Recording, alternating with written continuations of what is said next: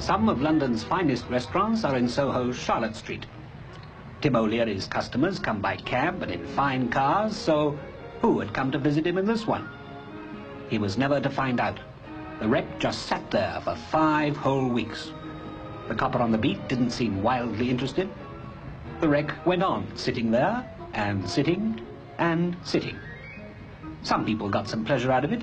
Some of them even took bits of it away, but not enough for Mr. O'Leary. Outside his door, it was also in his hair and on his nerves. Nobody could deliver direct to his restaurant, either goods or customers. And sightseers brought no business.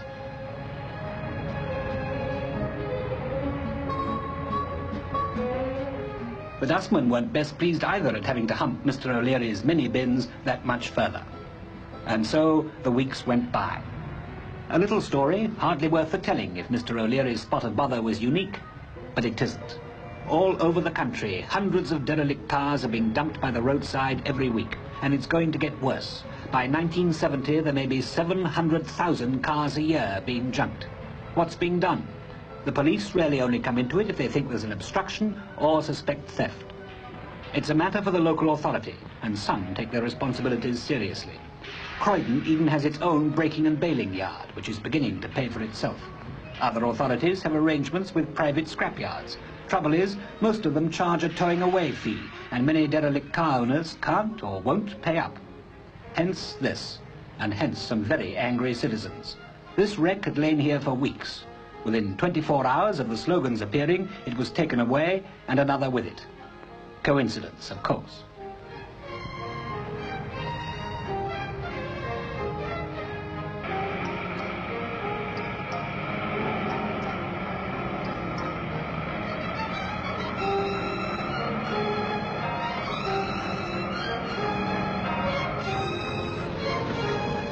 Yet the old car that nobody wants to know is big business. Big? Well, behind this clothesline is one of Britain's biggest industries. It's called the waste recovery trade, and the scrap metal section alone earns over £84 million a year.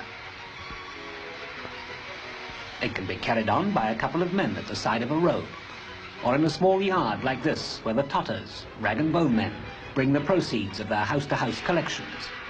This is probably the most efficient operation of the lot.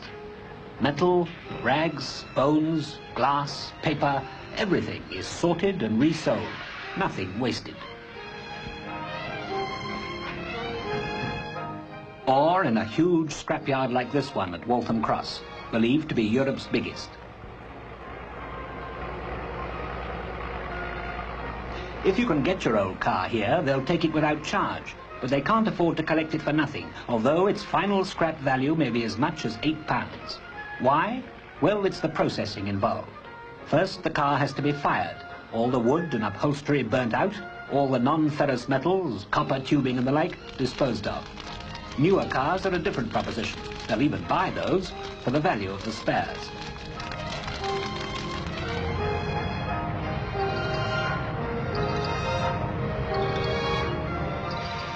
Then the wreck has to be cut into manageable sections, more labour costs. The cut sections then have to be transported to the crusher.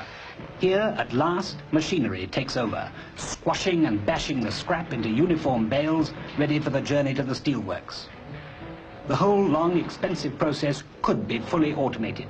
They do it in the States, they do it in Japan, but the capital costs are enormous and few in Britain have been willing or able to meet them.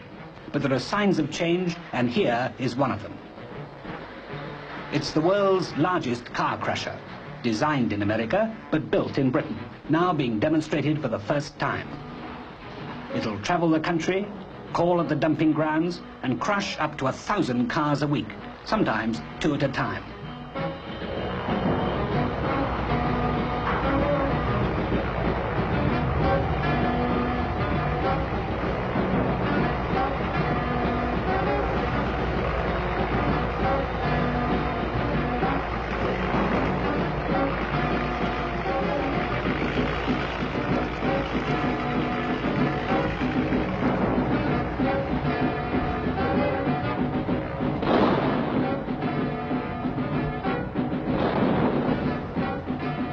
Here it's having a go at an entire car, wheels, engine and all.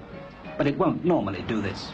In any case, the resulting mixture would be almost useless for scrap. The derelicts will still have to be burnt and stripped, so much of the problem will remain unsolved. Fully automated car disposal is still in the future, in Britain anyway.